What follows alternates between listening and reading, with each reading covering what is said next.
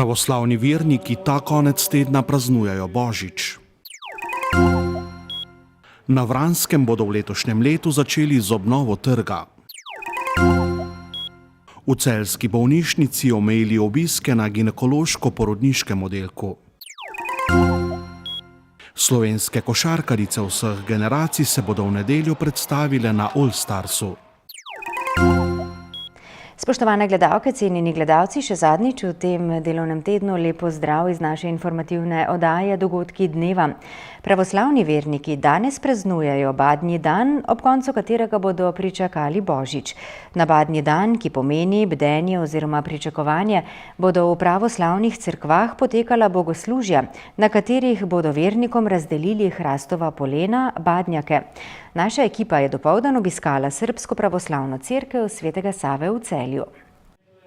Pravoslavni verniki Božič praznujejo 7. januarja, saj uporabljajo julijanski koledar, ki za gregorijanskim, po katerem se Kristusovo rojstvo praznuje iz 24. na 25. decembra. Rojstvo Gospoda Isusa Kristusa je najbolj pomembno v tej vasijoni. Njegovo rojstvo je v gradu Betlehemu, ko je Kristus vzel kot Bog telo in bil podoben človeku. Sveta družina je temelj naše zemeljske družine. In to je primer nam, da hranimo družino. Nam to govori naša krščanska vera in danes v tem sodobnem svetu je zakoni o materinstvu in nekatera privatna podjetja diskriminirajo materinstvo. Menda je to zaščita otrok in njihovih pravic, ampak so ljudje lišeni vzgoje, tiste patriarhalne vzgoje in hranjenja družine.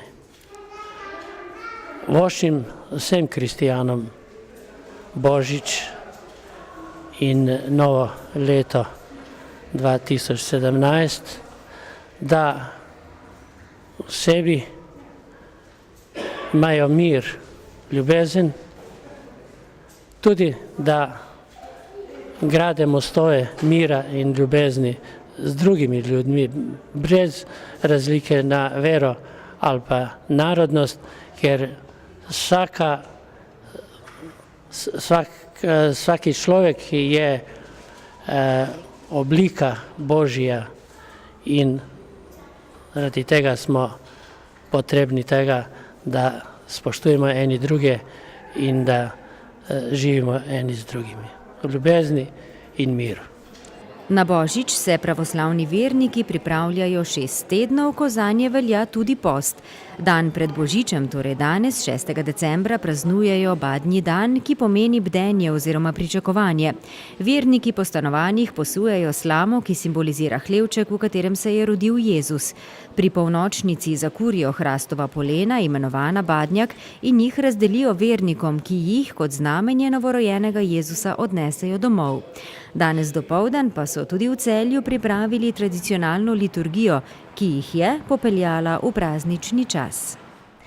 Občina Vransko pa v letošnjem letu namerava obnoviti tamkajšnji trg v neposredni bližini trgovskega centra. Za projekt so z natečajem poiskali ustrezno rešitev, z deli pa nameravajo začeti še v letošnjem letu. Takšna bo v prihodnosti podoba trga Vransko na območju med trgovskim centrom oziroma avtobusno postajo in občinsko stavbo.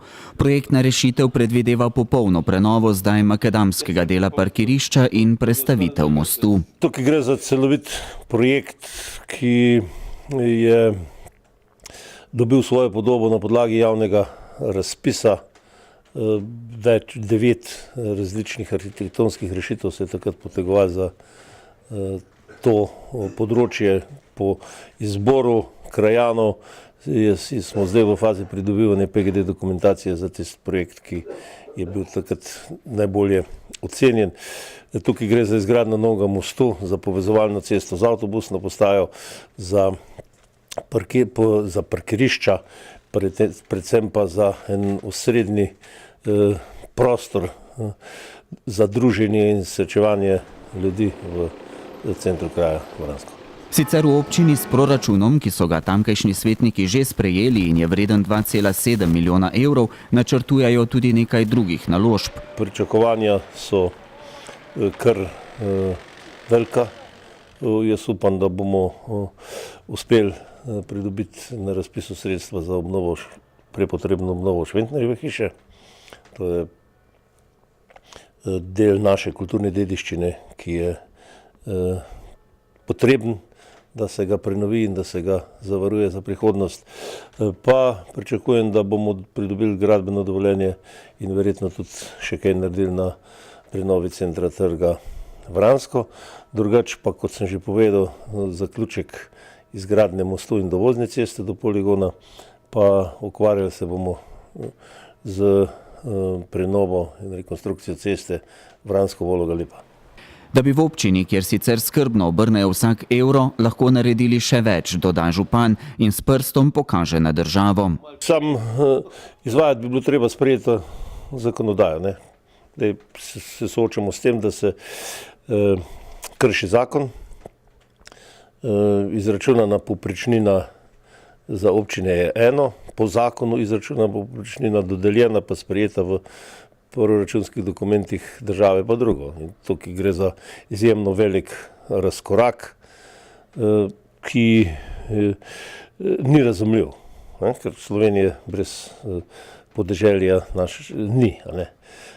Prav tako se krši določila zakona v zvezi z spodbujanjem investicij, ki bi naj odpravljali razvojne razlike. Kljub vsemu se razvojne razlike med osrednjo Slovenijo in ostalim delom Slovenije povečujejo in to ni v redu. Želijo si, da bi lahko iz aktualne evropske finančne perspektive počrpali nekaj sredstev, a razpisov, na katere bi se lahko prijavili, trenutno ni. V splošni bolnišnici Celje so z današnjim dnem do preklica zaradi povečanega števila prehladnih obolenj omejili obiske pacientov na ginekološko-porodniškem oddelku njihove bolnišnice. Pri porodnicah in nosečnicah je obisk omejen na očeta otroka, pri ginekoloških pacientkah pa na enega zdravega obiskovalca. Na ostalih oddelkih celjske bolnišnice zaenkrat ukrep omejitve obiska pacientov ni potreben. So se pa za omejitev obiskov na vseh oddelkih morali odločiti že pred novim letom, in sicer v ljubljanskem kliničnem centru in še nekaterih slovenskih bolnišnicah. To je bilo potrebno zaradi povečanega števila ljudi z virusnimi obolenji ter prvih primerov gripe.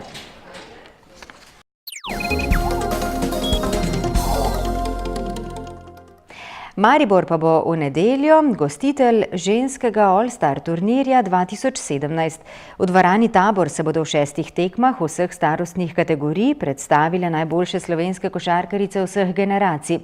Vrhunca prireditve bosta zagotovo VIP tekma zvezd ter članska tekma vzhoda in zahoda, na kateri bodo sodelovale najboljše košarkarice vseh slovenskih klubov. V nedeljo bo v Mariboru zelo živahno, ko bodo na delu številne košarkarice. Tako je, v nedeljo je v Mariboru ženski All-Stars turnir za vsa dekleta, ki pač delujejo v slovenski ženski košarki, in veselimo se tega dogodka. Ogromno košarkaric bo nastopilo od najmlajših, kar je najbolj pomembno, do tistih najstarejših. Tako je, predstavilo se bo približno 200 deklet, ki delujejo na področju cele Slovenije v vseh slovenskih klubih, in obeta se nam zares zanimiv dogodek. Praznik ženske košarke bo potekal praktično skozi cel dan. Na nek način začnemo ob 10:30 zjutraj z tekmo najmlajših članic košarkarskih klubov, To je deklet starosti 12-13 let, ob 6. uri zvečer pa je potem članska tekma, ki je nekako razdeljena na vzhod in zahod, tako kakor je pač običajno. Še v začetku meseca decembra je bil All Stars pod vprašajem, potem pa je Združenje ženskih klubov stvari vzelo v svoje roke. Vsi, ki delujemo v ženski košarki ali košarki na splošno, smo mnenja, da moramo vsem dekletom, ki pridno trenirajo, omogočiti na nek način prireditev, na kateri se bodo lahko pokazale in pa dokazale. In pravilno je tako, da se ta All Stars turnir ohrani in da imajo to dekleta za pač praznik ženske košarke. Slovenska ženska košarka je sicer v prejšnjem letu naredila velik korak naprej. Članska reprezentanca se je uvrstila na Evropsko prvenstvo, prva liga pa je znova takšna, kot mora biti, številčnejša. Res je, ženska košarka je v vzponu, ne nazadnje, če se malo lokalno orientiram kot predsednik celjskega kluba, sem izredno ponosen, da imamo v klubu približno 400 deklet, ki pridno trenirajo košarko in to so pokazatelji, da je ženska košarka postala atraktivna, da se popularnost te košarke dviguje in da je kvaliteta primerljiva z evropsko kvaliteto. Daljšemu pogovoru z Borutom Kopom lahko prisluhnite v nocojšnji oddaji tretji polčas od 20. ure naprej.